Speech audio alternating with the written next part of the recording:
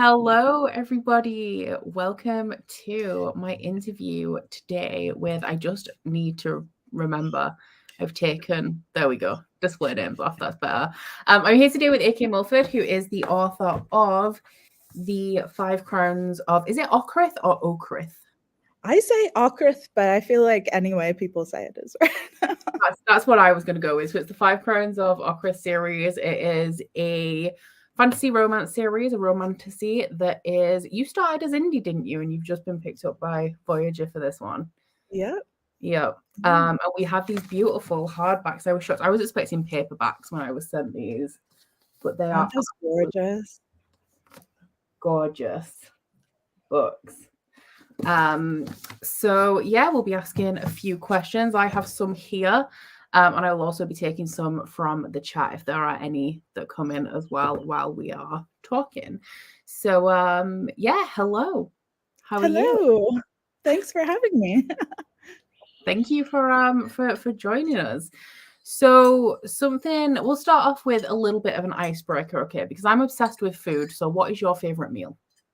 Ooh, that's a hard one.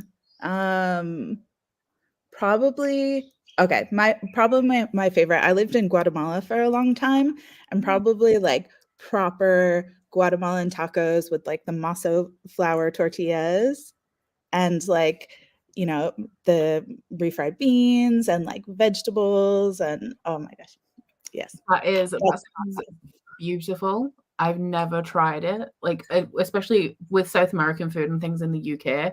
We don't get a whole ton of it, and what we do have isn't authentic because we're very, very far away. Right. Yes. Something that I really want to do is try like real like Mexican food. Proper, yeah. Because there's a lot of Tex-Mex out there too. Like when I was hunting around in New Zealand for good food, and we finally stumbled across this place that was this little kind of like hole in the wall place, and it was their mom who would cook the food. And I was like, this tastes like really like going to a friend's house and getting food cooked here. It was so exciting to find. I love hole in the wall places. They always have the best food, and like you just walk past them, but they're where the good food is. Mm-hmm. The sketchiest places always have the best food for sure. Yes, if it looks really fancy, the food's going to be not so great. I recently went to a Chinese takeaway that looked really, really sketchy, but there was people in and out of it constantly. So I was like, well, the food must be good. And it was pretty good. Yeah. Oh, we have somebody here from New Zealand. Hello, Monica. Welcome. Hello. We were just in backstage how you've just moved to Australia from New Zealand, but it seems like you've traveled the entire world. I've lived a lot of places, like 3 different continents and 4. Yeah. So I have worked as a wildlife biologist, specifically primatology. So working with monkeys and lots of different animals. Those were always my like 2 goals in life, was to either write books or work with animals. And I can say I've done both. So yeah. I lived in South Africa and Guatemala. I met my husband living in Guatemala, and then we moved to New Zealand. And now we're here in Australia. Wow. That's impressive. Yeah. That is a dream. I'm too much of a homebody. Like I really appreciate being at home to be able to move, but I would love to live somewhere that's just very different from the UK. Yeah, I love moving countries and getting to know like the local shops, the local stories, like their slang words, their sense of humor, like all of the things. It just is really fun. I hope I kind of bring that a little bit to my books as well, as each of the courts is kind of based on one of the countries I've lived in. So it has a little bit of the food and the culture and the music and like the clothing styles and things, because I just feel like it's more fun that way. Yeah, it definitely is. And it's also great that you can have kind of like that experience to bring to your books. I mean, I have a list of questions here, but I'm gonna go like off my list. Yeah, go for it. You're, like you said, you were a wildlife biologist, and now are you an author like full time now? Yep. Yeah. So I know you said you wanted to do both, but at what point did you decide that you wanted to just write books? It was probably, we moved to New Zealand and I started working more in the conservation engagement space, like communication with people and how to get them to care about conservation. and there's no native monkeys in New Zealand, and that was my specialty. So it was kind of like, okay, well, I can't really do this here. And I'd always been writing, like even in the jungle, I had notebooks and notebooks of stories just to kind of keep me sane. And so during the pandemic, I retired from my last job, started to start a family, and then was at home with these two little kids during a pandemic and going like, some people make sourdough. I'm going to start publishing and put these books out there. And so that was when I go, okay, I'm really going to do this. And it was not that long ago. It was March 2 years ago. I said to my husband, I really want a new laptop so I can start publishing. And, maybe it'll just be a hobby. Like lots of people have expensive hobbies, like this can be my cycling. And kind of like wanted to prove to him that I would do something with it. And it was my kind of hold my beer moment when I was like, okay, here you go. I did it. I put this book out there. And then from there, I was like, okay, I want this to be my business. It's a great achievement, but like as an indie, how do you know when it's ready? Like how do you know that it's done and and how does it feel to put it into the world? That must be terrifying. It is terrifying for sure. Especially I think a lot of creatives are introverts by nature, and we put ourselves out there on these platforms for all of these people, but at the same time we're like, I don't want anyone talking about me, but I want them to talk about my books, but I don't want them to talk, and it's just this kind of like push and pull. But I don't think your book is ever ready. Like you could sit on it for 10 years and change a sentence or two, but for me it was more about the momentum and kind of like keeping going. And so I think writers all get to a point where they hate their manuscript, and then it's time to kind of give it to somebody else to read for a while. Because you think about like even your favorite movie, if you watch that movie 10 times a day, every day for a week, you're going to start hating it, even if it's the best movie in the world. So I think at that point you go, okay, it's ready for someone else to give me like a thumbs up or thumbs down. Do I need to work on it more, or is it ready to go out in the world? Yeah. I don't think I could ever. I'm too where I don't think I could make that decision to finally publish, because I'd be like, it could always be better. Right. Well, I mean, I kind of had this feeling of like, well, this will just be my like dipping my toe in the water. Like nobody's going to read it, which I laugh at now. And, like kind of like, oh, well, it'll just, start building my back catalog. And then maybe one day, like this will be shouting into the void. Nobody's going to read it. And then it kind of like blew up in a way that I wasn't expecting. And so then I'm like, okay, now I have to really like, it's great though for like your first book to just like blow up straight away.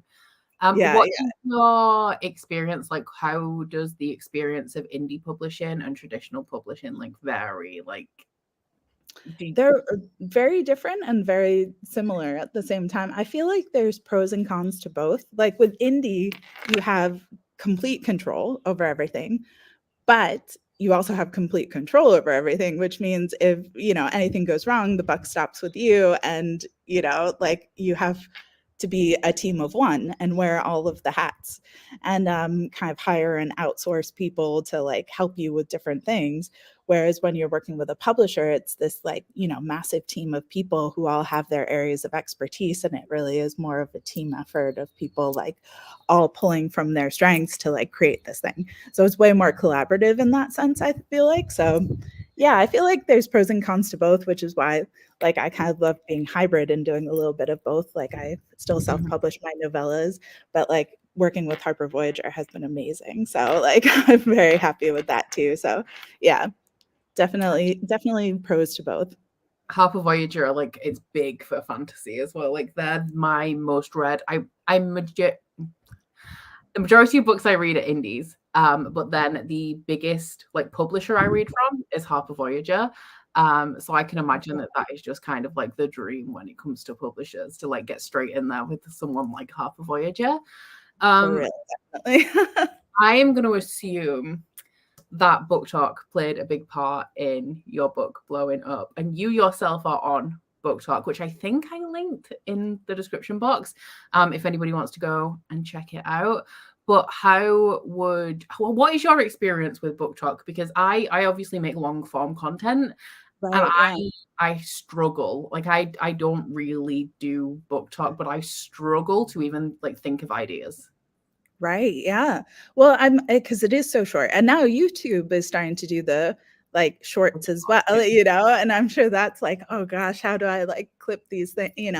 For me though, like I have ADHD and I am a very like squirrel, energy sort of person. So TikTok is like my first language. It like it's just, these quick little sounds and funny, goofy moments. And I definitely don't take it too seriously. It's more just about having fun and connecting with my readers and like making funny content.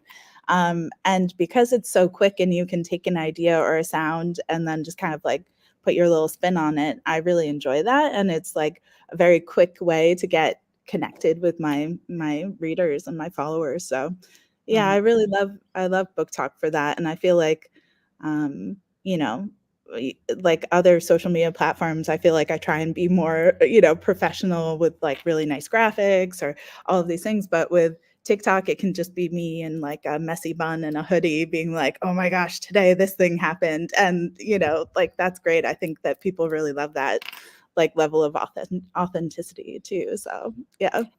I think it's such an interesting thing to view kind of from the outside because BookTok has obviously like blown up so much to a point where like books are becoming mainstream content in a way that they haven't been in a very long time.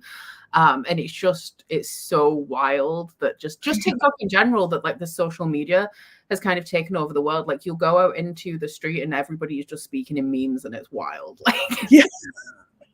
Yeah, my husband doesn't understand me at all anymore because everything I say is like a TikTok song or like a reference to TikTok yeah. in some way. Like my partner will be referencing some sort of TikTok thing and I'll listen to a podcast and I'll hear a reference there as well. And it's kind of creepy when you think about it. I think I Yeah. watched a TikTok once where somebody said that TikTok is like a cult that's brainwashing people into complacency. And I was like, well, you can see how that is a valid theory to have. Yeah, it's becoming its own language for sure. Like, it's like people don't know what you're saying half the time. But yeah, it definitely is fun. Lots of like short form content. Although there's content creators doing all sorts of different things there. That's just what I do is like I like to make like silly little lip syncs and things like that. For me, I knew I wanted to be on social media to launch my books, but at the time, I was a stay-at-home mom. I had 2 little kids. I was like, like I don't have any time. It will take me 4 hours to make one graphic, for Insta or something. And so during like one, 20-minute cartoon, I would batch together a bunch of like little 5-second TikToks. And it's one of the reasons why most of my original TikToks are all like just my face because like it's just chaos behind me. Like, kids are like throwing toys, somebody's like smearing banana on a mirror, like just like everything is chaos. So it's just my face doing like a lip sync. I feel like it is something that I'm going to have to get into at some point. But for me, like you're saying that you do it with a messy bun and a hoodie, whereas I'm like, I feel like there needs to be a sense of perfectionism there that I don't have with my videos just because it is a new platform. But I feel like that also wouldn't last very long. And I then soon would also have a messy bun and a hoodie and just be doing whatever. It's just getting used to it, I guess. It's very intimidating. There's a lot of beautiful people on TikTok as well. It's a There scary. are, yeah. Although I always find like the ones that I've really put heaps of effort in never do well. And the ones where I'm just kind of like cooking dinner and saying something and just kind of throw it up really quickly. I think there is a level of like, don't think too much about it. You hear a trending sound or you hear something funny, just put your spin on it and put it out there and see what it does, that level of playfulness. I've definitely noticed that with videos as well, like something that I've put together on a whim as like a last minute idea does really well. And then if I put a lot of thought into something, like it can flop. And that's just the internet though. It was sadly. Yeah. Yeah. So did you find that your books, like your popularity of your books, did they grow with your platform or was it this thing that kind of happened outside of your area of BookTok? It started off mostly just with like this amazing little group of people who call themselves the Mountaineers, who are like, Antonia here. hello. There we go.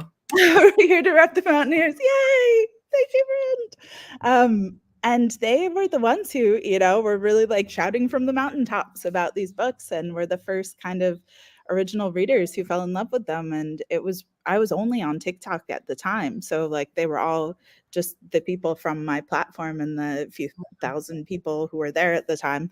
And then it kind of like started to snowball outside of that. Like they kind of took it to other social media platforms, they took it to other spaces, and then other people would see their posts and then would pick them up and then make their own content, and then it kind of like became something outside of me where I'd be like scrolling through Facebook or something and see my book and be like, oh, you know, like, it's like, oh my gosh, it's there, you know. Yeah, so it started very small and very organically, and then it kind of grew from there. Yeah, TikTok is just, honestly, it's a wonderful thing. It is very intimidating, it's very scary, but it's definitely doing a lot for indie authors, especially. Yeah, for sure. Which actually leads into one of my questions: is why did you choose to write fantasy romance? Like, what is it about fantasy romance that you love?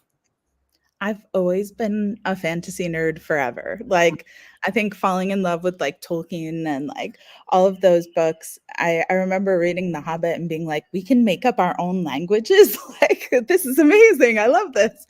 And then as I got older too and started, I love romance and I love falling in love. And I love that kind of initial like tension and reasons why we can't be together and the yearning and all of that, and then to add like this epic background to it, with magic and action and quests and, you know, battles and things, is just like, it's the best of both, you know, because you get that really intimate falling in love with this like epic battle. And I'm like, you know, I remember reading all of the Lord of the Rings and being like, I just want some people to kiss, you know, like there just needs to be more kissing in You feel this.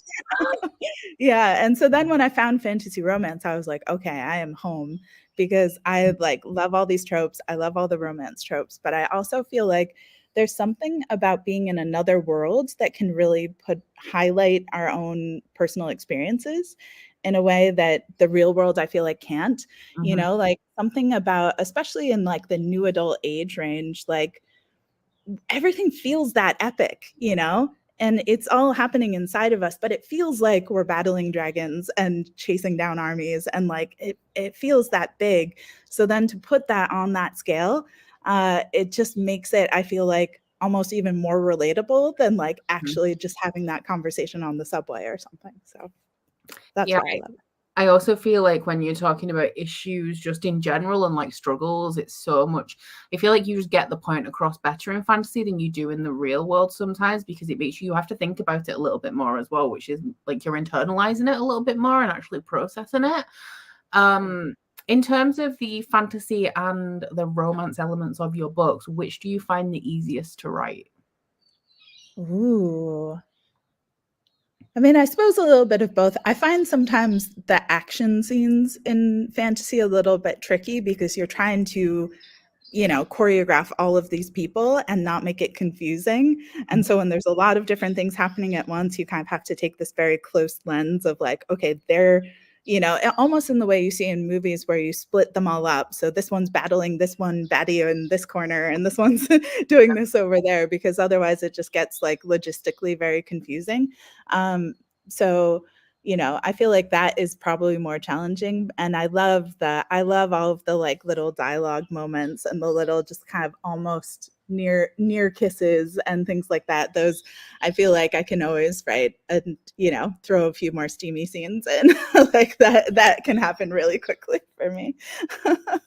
I am a big fan of the angst when it comes, because the thing for fantasy romance for me is the high stakes, because everything is just so much more life or death. And Yes. it, like, adds to the romance so much, because like somebody might die here. And Yeah. I love the angst and the drama that you get from those kinds of situations. Totally. It pushes them to really have to confront their feelings in a way that, you know, if you're like, oh, I'm just going to get an Uber and, you know, head home, you don't have to do in the same way of like, if I don't get this antidote, the person will die, you know, like there's just this, you have to confess your love. And I love that. I love the kind of scale of that. What is your biggest source of inspiration for your stories? Ooh. I know you have mentioned Tolkien.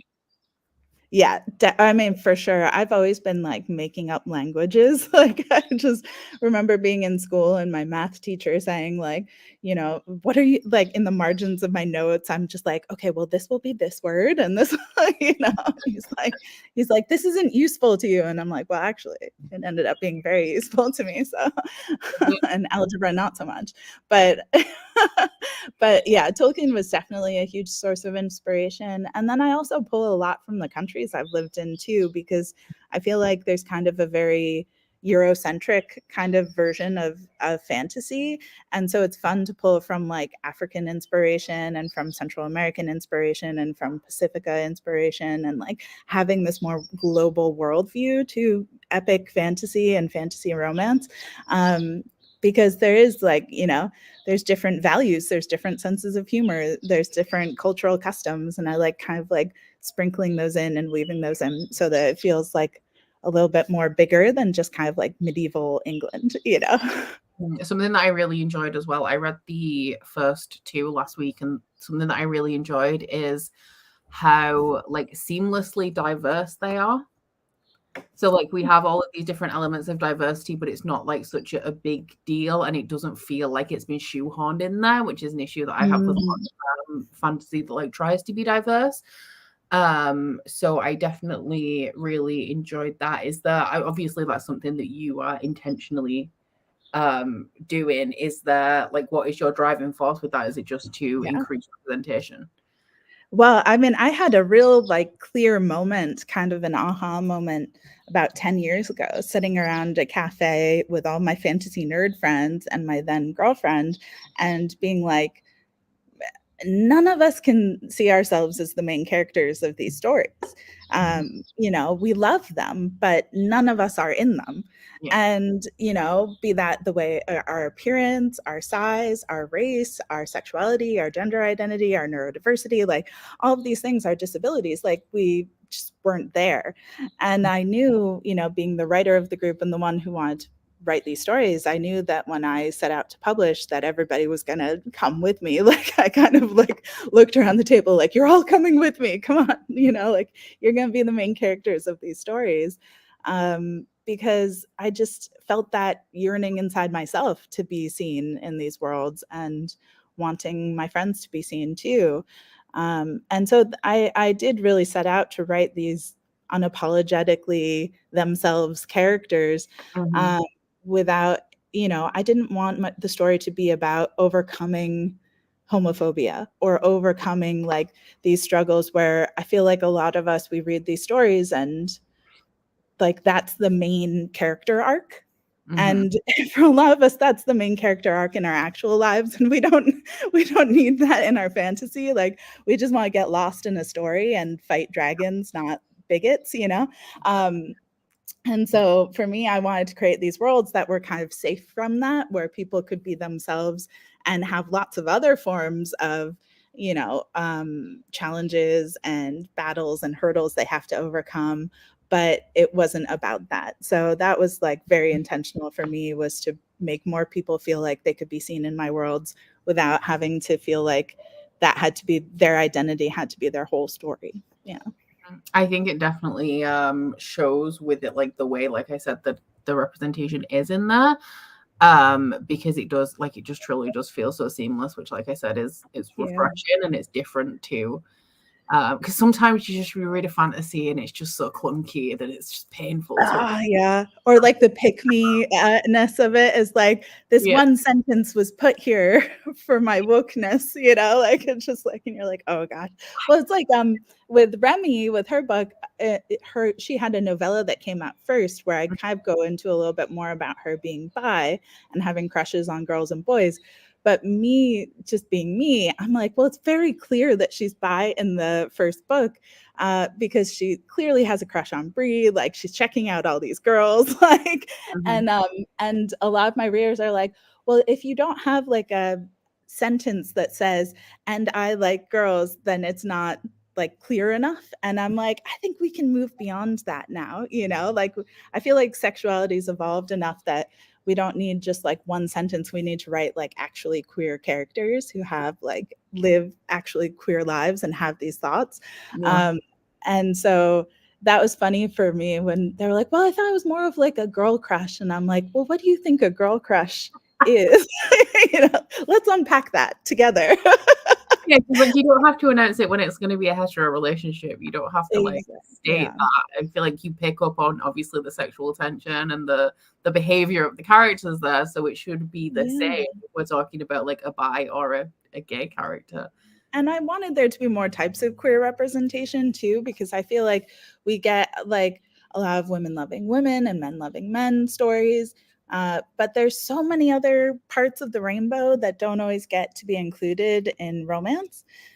So like book 4 is going to be a non-binary romance, and I'm very excited about that because I feel like I haven't read many books with they them characters, let alone ones who are the main characters and get their own love stories. But even characters like Renwick, who's demisexual, you don't really like notice that so much in his story in the second book, but then you get to his novella where he's surrounded by all of these people who he's like all of these toxic men and he's just kind of like I don't get it. I don't get why you want this. This isn't like, is there something broken in me that this isn't what I want? And it was kind of my way of being like, I always wrote him as this character, but people don't always know based on a single relationship somebody's whole sexuality and their whole backstory. So I kind of wanted to make that point with him. Yeah, I feel like that's something that we encounter, especially when it comes to things like bi-erasure. And so if you're in like a woman in a relationship with a man apparently isn't bisexual and all of that kind of stuff that we're seeing a lot of recently, which is really irritating. Yeah. How do you approach your world building? Like, are you a plotter or a pantser actually first? I'm a little bit of both. I think I kind of have 3 or 4 kind of what I call pillar scenes that I have in my head kind of mapped out almost like a movie of what I know I want to happen, and then I have to kind of pants the gaps between them to get them there, So it's like I'm a plantser, So what do you do about your world building? Like, because that's always something that I'm interested in, because I would love to write fantasy or fantasy romance, but just the thought of creating a world is just so like, where do you start? How do you do that? Yeah. Well, I think I started pretty like simply with like I want there to be witches, fae, and humans. I want there to kind of be like a hierarchy of power that we need to shift over the series. And then each one needs to have their own strengths and weaknesses so that they can kind of play off of each other and ultimately have that dynamic change by the end of the series. So like and then I also wanted to make it kind of court based. So like regional of like different kind of regions have different powers. They have different, sayings. They have different languages, and kind of weaving it in that way. Like if you actually created a world like different that had magic in it, different countries would have different magic, and they would have different things that they valued or were proud of, or sayings or prayers and religions. And so then it kind of all goes from there. And then I need to cut back some because I'm like going into like how they make the thread for the end. I'm like, nobody needs to know this. Like it's too much. Pull it back. That's the kind of stuff that I usually really love though. Like I'm that person. Like when you have a 200-page info dump at the beginning of a book that tells you everything about the world, like that's my favorite part. Yeah. I know. I think it would be great to have these little like forward like world Bibles at the beginning that have like these are the languages and these are the customs and these are the like jokes they tell at taverns in these different places, like that would be great. Yeah, I like that. So when it comes to planning the actual, because this is like it's a series of standalones, I guess, with an overarching plot. So do you know, like, did you plot out the the series arc, I guess, ahead of time? Like, do you know, and have you always known like where the actual series is going? And also, do you know which characters, or have you always known which what characters each book is going to be about? Yeah, so I started off, kind of naively writing the first book thinking this will be a standalone. And then I knew in the back of my head who I wanted all of the other characters to end up with. And it was like, well, I should be telling these stories too. Like each one of them should get their own story. Mhm. And then from there, it was still while I was writing the High Mountain Court that I kind of seeded all of the little bits that would come for the next book. So I knew roughly what was going to happen. I knew each of the romances very clearly, what was going to happen in each of the books. And then I knew the end game of like what was going to happen in the final book as far as like the action. And so then it's all just kind of like, red herrings and throwing people off and kind of leading them to the last book in this kind of like epic ending. And it was actually in the first novella that I put kind of, oh, I shouldn't say, like an Easter egg of what I want to have happen in the end. Something. Something to look Yeah. at. So is it going to be 5 books? Yeah. So the fourth book is coming out in June, The Evergreen Air, and that is Nilo's story. So that's going to be like a grumpy sunshine, non-binary romance, friends to lovers with a kind of himbo and a shy bookworm, which I'm very excited about. That's already written, so that's coming out in June. And then the following year, the last book, book 5, is coming out, and that follows Karis into the Eastern Court. And so there's going to be a pretty epic, spicy enemies to lovers happening with that one. Enemies to lovers, I think. What is your favorite romance trope, actually? Ooh, I mean, my favorite is like touch them and die. I love that.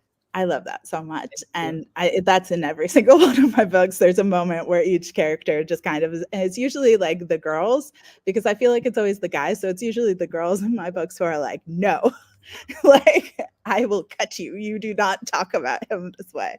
And I love that, they got to prove that they're going to fight for them too. It's not just the guys. So that's probably my favorite trope. Yeah. I think mine is enemies to lovers. Oh, it's so good. They hate each other, but they want to be together. I love that. Mm-hmm. And like they don't really hate each other because it's all just like really badly veiled sexual tension, but it's still just like they need to accept that, and watching them come to terms with it is the good. I realized that I was broken when I'm used to all like fantasy romance, like romance books. Somebody has a knife and throws a knife at somebody at some point, and if there's no knife throw in, then like I'm sorry, it's just not doing it. That's why I feel like I needed to level up in The Witch's Blade, where he like leans into it, where it's just like, okay, we've done this, but now we need to like make it even a little bit more angsty and messed up. Better, quite honestly. I love it. I love a damaged hero, and it is like enemies to lovers. It's not that they hate them, it's that they hate themselves, and they need to find a way to love themselves so they can love them. And I love that dynamic and tension. So which of your main characters was the easiest for you to write? Ooh. Huh. I think maybe Bree in the most recent book, The Royal Crown, that came out. Yeah. Because she's just so snarky and kind of like swashbuckling cavalier. She always has a good one-liner. And I think she's a little bit more kind of campy and fun. The tone of her book is different than The Witch's Blade, which is different than the High Mountain Court, because they each have very different characters.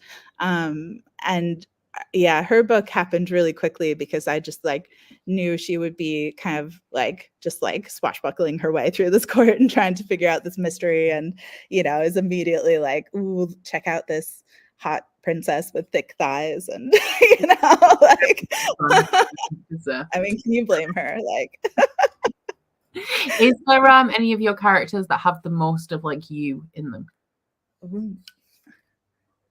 I mean, they all have a little bit of me, but none of them are all like me. I think Nilo and I are very similar in a lot of ways, because they're like kind of on the inside, in the inside of my brain. I think we're very similar, but then I'm way more extroverted. I'm actually probably have the extroverted personality more of like Telhen, where I'm just kind of like this golden retriever energy. Yeah. But then on the inside, I just like want to like read my books and kind of hide away from people and, like have that kind of thought process. And also because we're both neurodivergent, and I put a lot of that into Nilo's character as well, of like the way they experience the world and like the physical sensations of interacting with people, and that social anxiety and things like that. And so I hope that people feel seen in their story in like a unique way as well. I'm excited Just, by that one. That one sounds good. yeah, I'm excited for people to read it too. It was the book in when I was self-publishing that a lot of people tried to dissuade me away from writing, because they said, nobody's going to read a book with a main character who uses they them pronouns. It's too confusing. It's not like wide enough reach. It's not palatable to enough of an audience. And like without knowing that like my pronouns were she they, and I go by multiple pronouns, and that I'm gender fluid. And because I'm very femme presenting, people just like assume. And so I kind of was like, watch me, like I'm gonna do all the more reason. I'm the sort of person when you tell me not to do something.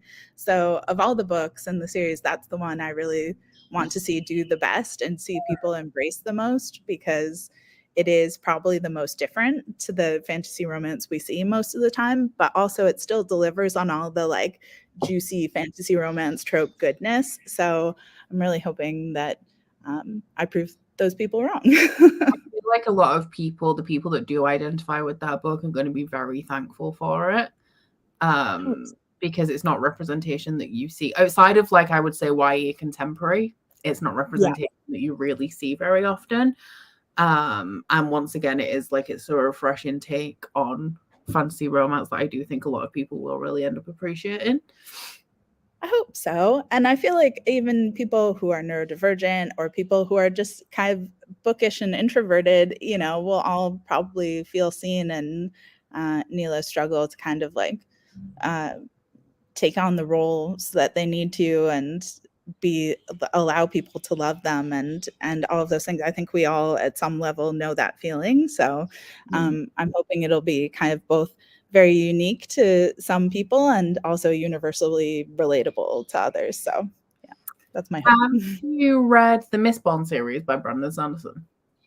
I haven't. I need to. I There love Brendan Sanderson. Nilo reminded me straight off of Eland in the Mistborn series, who is a lord of one of the houses who is always at the balls and the parties with a book on a balcony. Oh, really? He's trying to read by himself. And like Nilo, we all have that friend. Eh? Nilo's introduction reminded me so much of Eland, who's one of my favorite characters from Mistborn. So yeah, keep an eye out for that when you actually. Oh, that's so awesome. Yeah, I'll definitely have to check that out. I love the bookish character who's just like, okay, I'm gonna I always have a book with me. I'm that person, but also like I think books are kind of a great defense mechanism too. Like nobody's gonna come up and bother you if you're reading. So I see the book everywhere just in case, because I know if I don't, it will be the time that I need it. It's so I feel very superstitious about that as well. Like I need to have one with me, because if I don't, I'm gonna get like stopped in traffic, or somebody's gonna be running late, or like Yeah, we went to a games night a couple of weeks ago, and I left the house without a book, and I was saying like, oh, I feel really weird now because I don't have one, and everyone was saying like, oh, well, what are you gonna do? Like, just ignore us and read. And I was like, well, no, we might break down or something, and then I won't have anything to do. Yes. Oh my gosh, you're gonna love Nilo's book then, because that's exactly like they feel like naked without a book, and they also kind of like hide books everywhere. So like if they have to go to a party, like there's one in a pot plant, there's one in like like there's always a backup wherever they go. I started reading. Okay, real talk now. I started reading because my mum used to keep a book in the toilet on the radiator. So I used to, when I went in, I would pick up her book and read it. But she had like a toilet book. She had a book that she kept on the dining table for when she was having a lunch, and one on her bedside table, and one tucked down the side of her armchair as well. So she had a book like everywhere. That sounds like my mom too. Yeah, she used to. We both love books, and she used to work at an indie bookstore. And so we'd get all of these like copies showing up at our house. I was reading a lot of books maybe I shouldn't have been reading at quite a young age, because I just loved all of them so much. But yeah, no, we were the same. We had books everywhere. Like you could always be 2 feet from a book somewhere. So I love that so much that she had a toilet book. Yeah, the toilet book was the one that I started reading, because it was just kind of there, you know. So I was like, I might as well. I'm not really doing much else right now. So are you, when it comes to reading, are you a one book at once or a multiple book person? I can read. I like to have like a fiction and a nonfiction going at once, and sometimes I'll have a fiction, like 2 fiction, 1 audio, and 1 I'm reading on my Kindle, because I can do multiple fiction books if they're in different formats. But if they're all in like ebook or all in paperback, then I get them confused in my brain. So if I can have like 1 I'm reading on my Kindle, 1 I'm listening to on audio, and 1 I'm reading in paperback going at the same time. Yeah. But yeah, how about you? I can't do, I used to read multiple books, but I used to have a book that I took to work and a book that I read at home. And now that I'm self-employed, I can't read multiple books at once, really, because I don't have that separation between the books. So I don't know which one I should be picking up and when. So I'm struggling at the minute because I'm rereading the Saga graphic novel series. And I've just started Second Era Mistborn by Brenda cool. But I always struggle, like I don't know which one to pick up, like which one to go to. But I used to have like an epic fantasy on the go, and then something like a little bit lighter alongside it to keep the pace up when I'm trying to get through like a really thick book. And yes, Ash, I do listen to audio very, very slowly. Oh yeah. I'm not very good at like just receiving information only through my ears, so I do struggle with audio.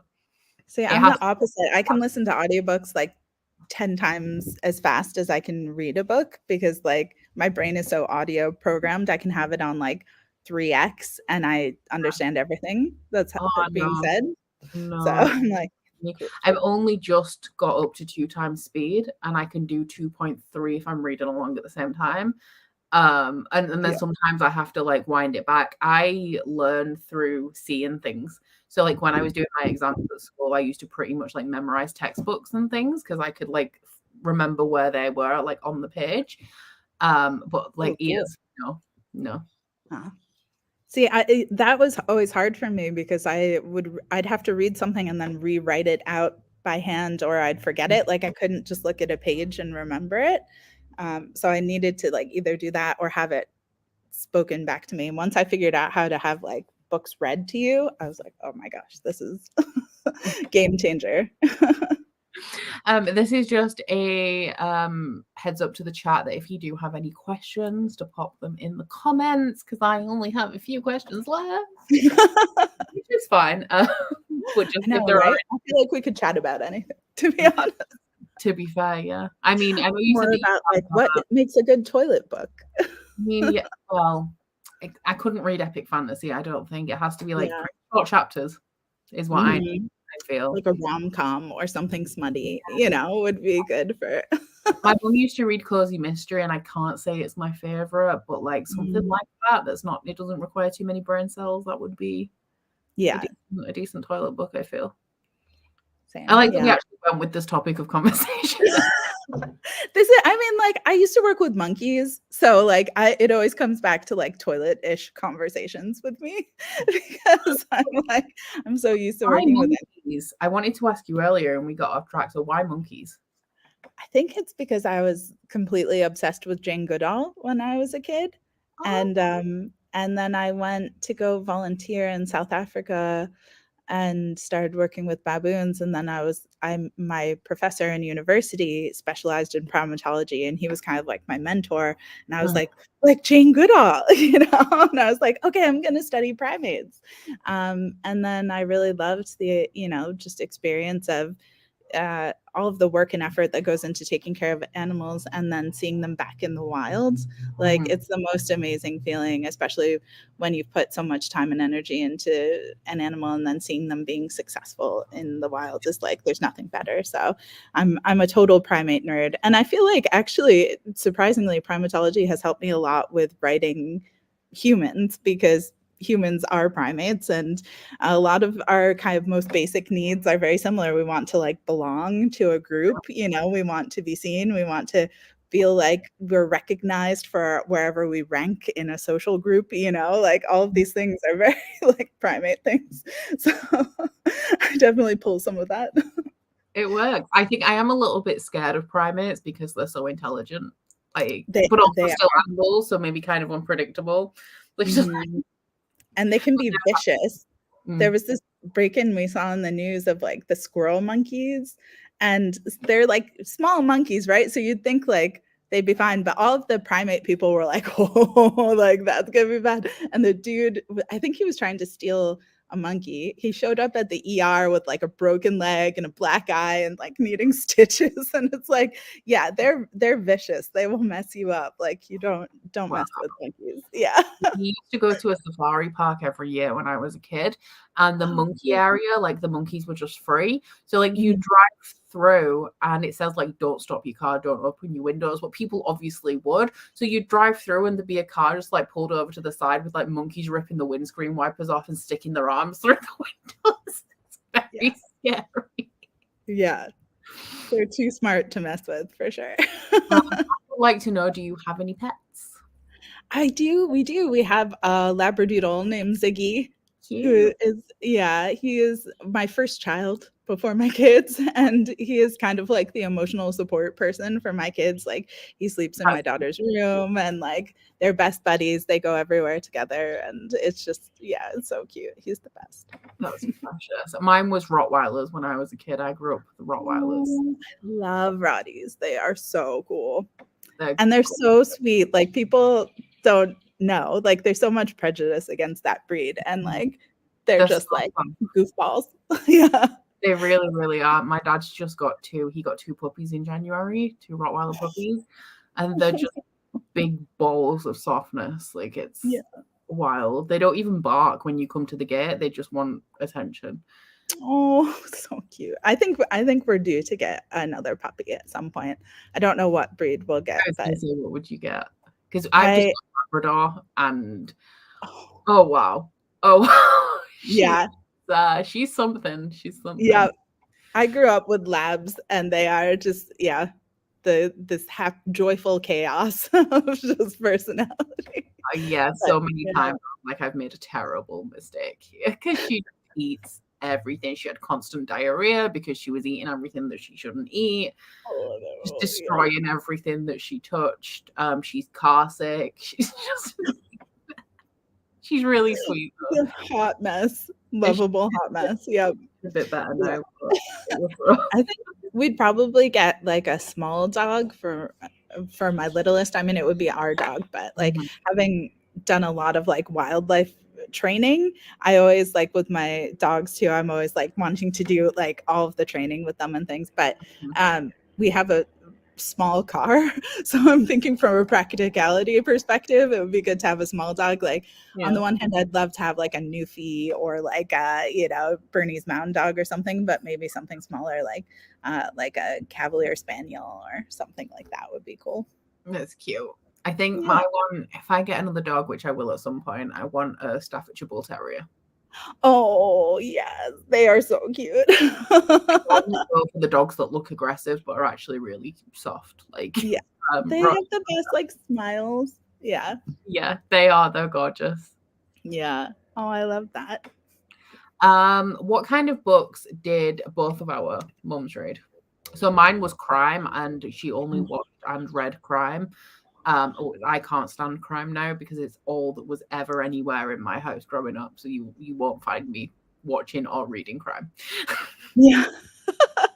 I think my mom was definitely a mood reader. She read a little bit of everything, but a lot of it was, books that were just coming in so that she could sell at work and things. So Mhm. there's a lot of like literary fiction. There was a lot of women's fiction.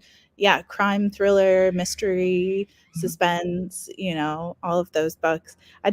She didn't read heaps of romance, but occasionally, and I always loved those books.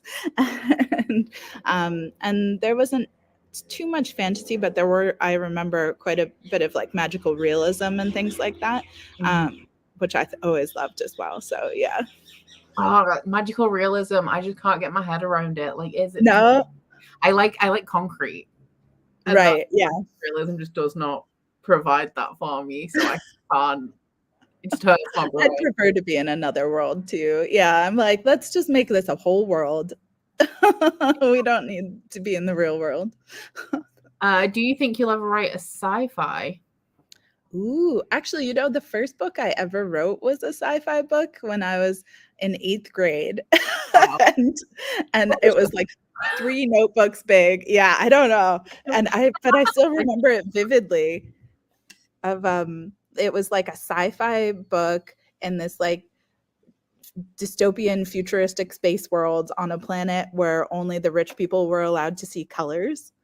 Oh wow. And so yeah, and like this like group of kids who go to the city to try and like see rainbow colors. I said I should have known I was queer even then.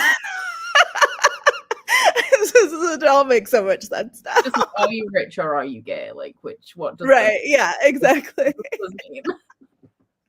But yeah, I mean, like, I never say never. I think there's I love writing and I will always write stories, so I could write all sorts of different things. But right now, being in other worlds feels really good. So yeah, Mhm. either Fair. sci-fi or fantasy. What is your current read?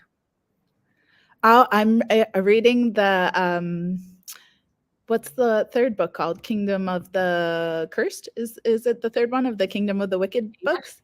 Feared is Feared third? Feared the third one, the one that just came out. I don't have mine yet because I'm waiting Cursed, for the Wicked, Fairy edition. I think Weird. it's It might be Kingdom of the Feared. So I'm like, I don't know. But you know what I mean. yeah, I have It's one read of the those. first one, but I haven't read the second one yet. So I think that the second one is cursed. The second one ends on such a cliffhanger. The first one did. I was Yeah. shocked by the last like 20 pages of that first book. Is like, how did we get here? Like, what's Yeah. going on? Right? I know. And then the second one does that. And then now I'm on to the third. But like the thing that originally got me about that series was all of the like writing about Italian food. I was just like obsessed. I was like, I said to my husband, I think we need to start making our own pasta. Like I just got really into it. Because I've been to Rome and the food is so good. And then I read that and I was like, this is just I read it in the pandemic as well, and I just wanted to go to Rome.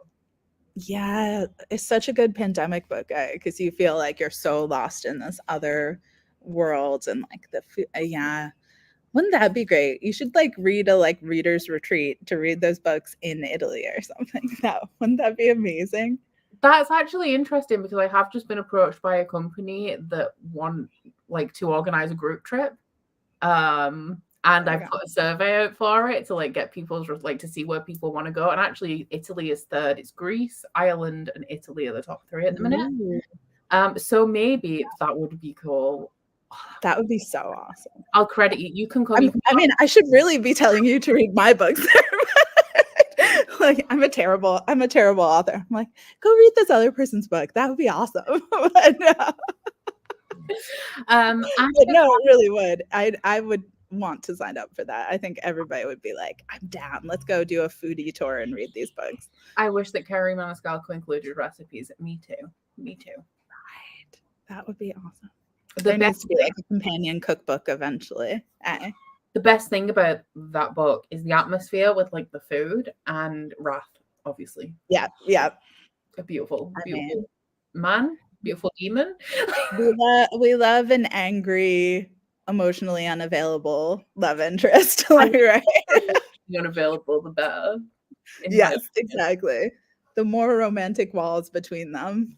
Yeah. And then it's like, but what's he getting at? And we know he has a secret. But what? Oh, I forget where that was from. But like the sexy secret is just we all love a sexy secret. Okay, Ash asked, "What is your top 5 fanro books?" And I always, because when I interview fantasy romance authors, I always say like recommend fantasy romance to me. Oh gosh, need to And then get I like my would Kindle out. I'm like the sort of person who's like, what are the last 5 books I read? Those will be the ones because I can't like remember any long term from that. But I'm really enjoying these Kingdom of the Wicked books. Those have been really good. Oh, you know what book I just read recently that's gorgeous is The Name Bearer by Natalia Hernandez. She's indie, and it's all centered around this kind of like Central South American fantasy world.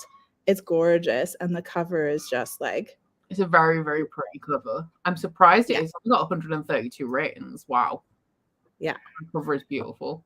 Yeah, it's so gorgeous. I want to. I mean, like, you've got like the big hitters that everyone knows of like from Blood and Ash, Akatar, the Guild series, Raven Kennedy series, Blade Prisoner. that thank you, the Blade Prisoner series. That's quite good. I mean, I feel like those are all quite generic. Those aren't particularly like deep dive ones. Everybody knows those ones. What are some? Oh, I really liked that the Never King series. You know that I one? think somebody's recommended that to me. The dark one, like the kind of like Peter Pan. The Vicious Boys, Goodreads says the Nikki St. Croix ones. Yes, yeah.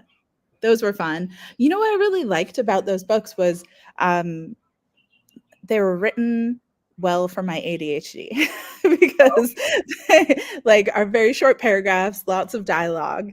And so it's like the readability is really fast. And I really like that. I like when those are good. Ooh, The Bridge Kingdom. Have you read that?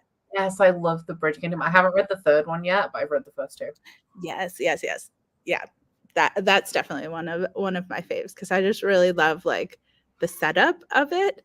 And like the first book, that first opening scene, you're just like, holy, like it is going down. I was shocked when I read the first chapter.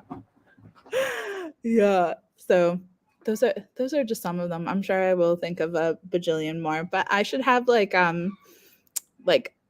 a solid top 5 at some point. I need to curate like a proper one. What are your top 5? Do you have a top 5? Outside of like House of Earth and Blood and right, yeah, all of that. Fortuna Swan by AJ Sutton, which is yes. Gargana by Laura Thalassa. Oh yes. Oh my gosh. Remember that series? I've just started the 4 Horsemen of the Apocalypse series. It's my Patreon book club series for the next few months. Oh, nice. I'm having a good time with that. It makes absolutely no sense, but like it's good. Right. I don't know if I've read the 4 Horsemen one, but I remember reading the Bargainer one, and that was like a big moment when that came out. Yeah. When did that came out? Yeah. 2015. It was the same. No, 16. It was the same year as Akamath, I think. Yeah.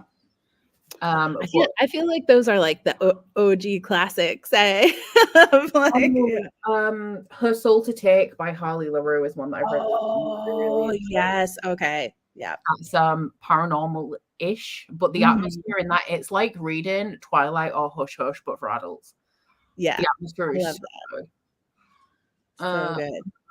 What else? There's so many good ones. I don't remember any. Like you asked me for a book recommendation, and I'm like, what is a book? Right? I know. I'm the same. I'm like, because it's you kind of have your like where to start level ones, you know, like of like these are your introductory like big hitters, and then it's like you kind of get more niche into like specific tropes, or like with me like the diversity of characters, or like the types of love stories, and like you can kind of like start with like these ones and then kind of branch out to like you get all the same fantasy romance goodness, but you get all of these like different kinds of it. That's what I love about indie books as well, because there's just so much out there. And it's like, especially with fantasy romance, it's grown in popularity recently, but up until like 2 years ago, nobody knew it existed outside of like Sarah J. Maas.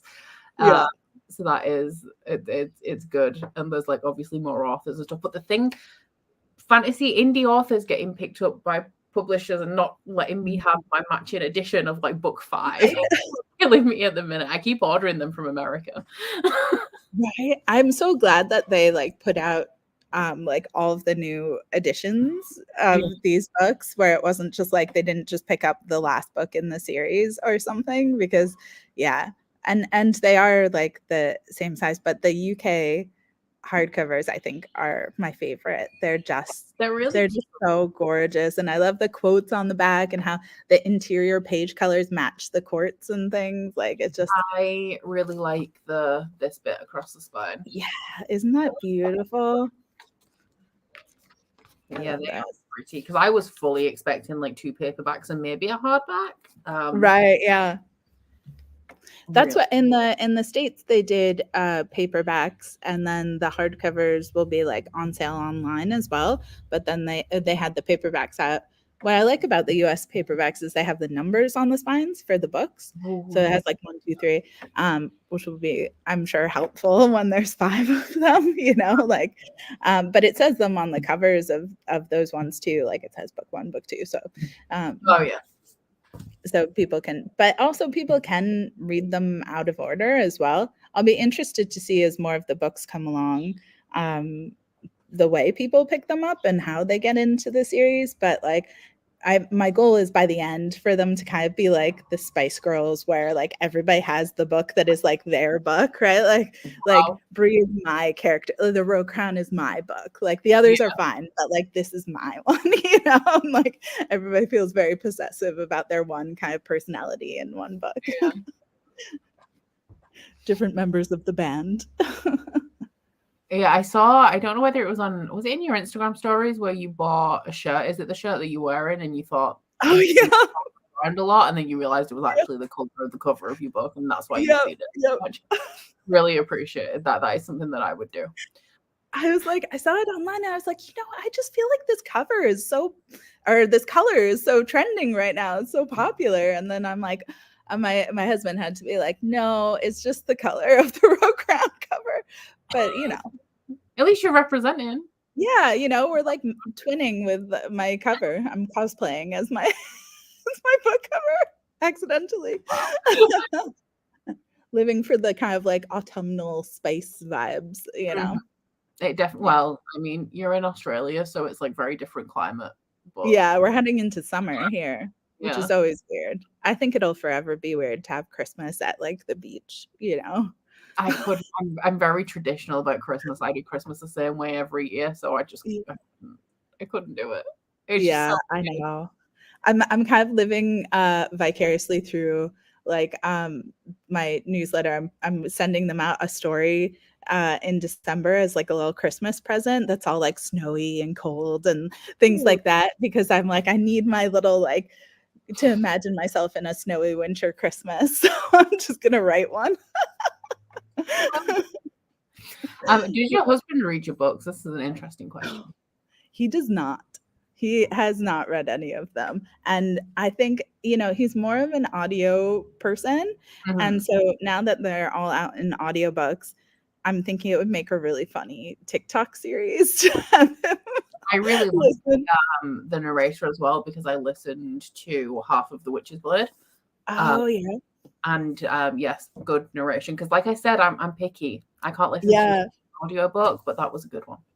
I love Melody. She's so gorgeous. And just like the voices she can do, and I feel like the narration feels very like non-Eurocentric too, which is like really nice, but it still has that like Tolkien-esque fantasy lilt to it too, you know, so it's kind of hitting on both sides with that.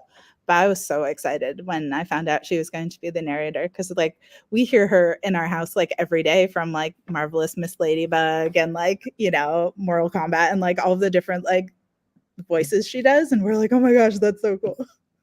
We're very excited. But yeah, I would love to have him listen to the audiobooks and then like get his take on it, because yeah, that would be really funny to see what he thinks. I mean, my partner doesn't watch my videos either. Yeah. So what's the point? I it's funny to like kind of interview him, like quiz him about what the plot of these books are and hear his version of explaining them. Like, yeah, I've done that actually with Curtis before. I made him do the outro because I have this video series where he's reading Akatar, and I make a video where like I get his thoughts, and everyone thinks it's hilarious because obviously everyone's read it. right.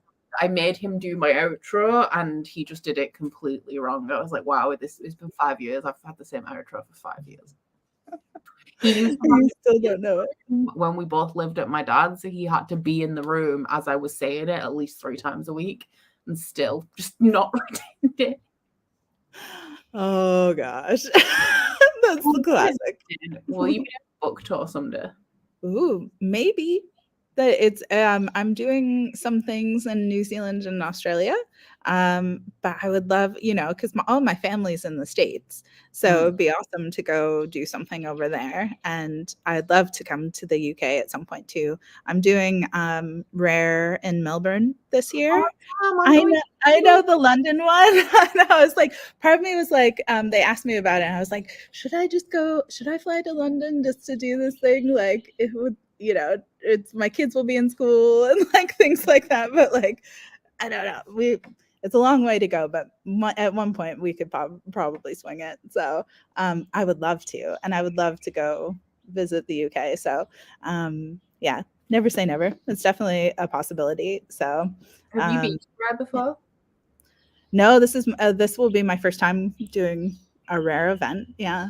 Wow. I went to the one in Edinburgh early this year. It was the one that was postponed from 2020. So I originally planned to go in 2020, but obviously it's only just happened. And it was so good. So like I think I know like 2 of the authors for London, but I'm going anywhere. Like I'll discover them. It's just a really good time.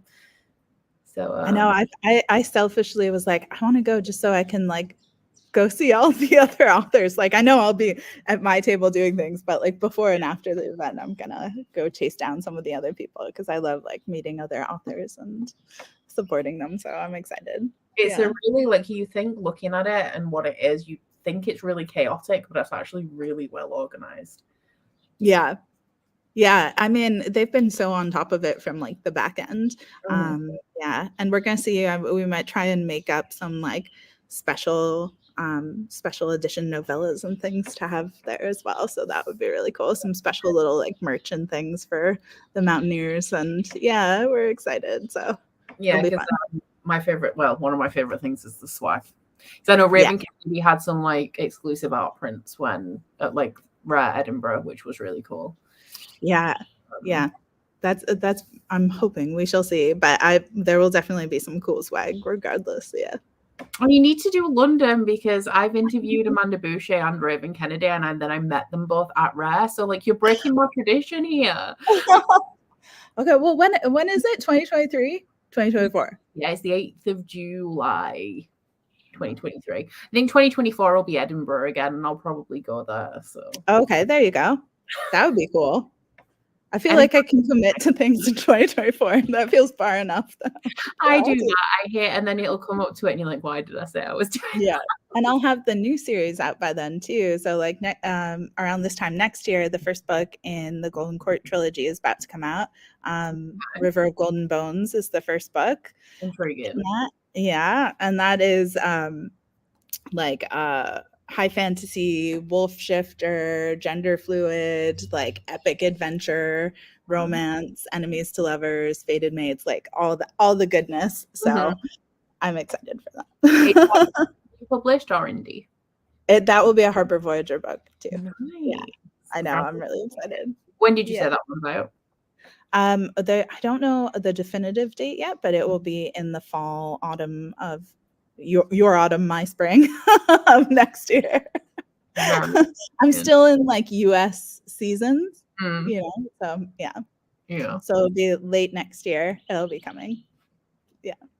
Nice. Well, I think we'll wrap it up about here because Yeah. I estimate about an hour. And we have gone over because we can't stop talking. Yeah. It's been so lovely chatting with you. Thank you. It's been lovely chatting with you as well. I feel like your golden retriever energy has rubbed off on me because I'm normally a black cat. Like I just sit in the corner and scowl. That's like my role normally in a dynamic. So yeah, thank you for your golden retriever energy. But thank you to everyone in the chat as well who has joined this little chat. Thank you, everyone. And I think I've put links to all of the books. I normally do, so I probably have put links to all of the books and possibly your TikTok as well down in my description box if anybody would like to check those out. But yeah, thank you, everybody. Bye.